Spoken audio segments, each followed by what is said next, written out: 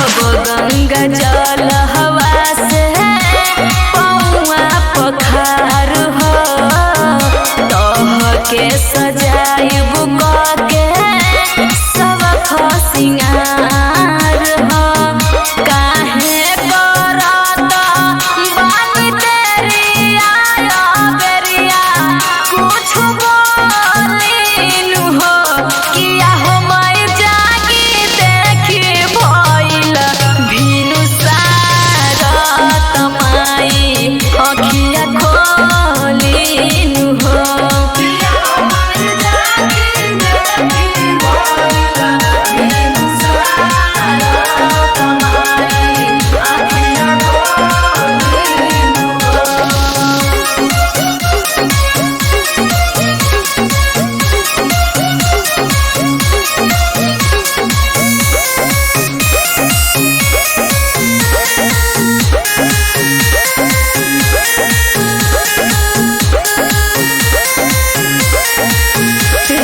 अवतार भगता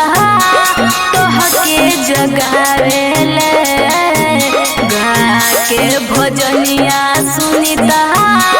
तोहके सुनावेले राम अवतार भगता तोहके जगा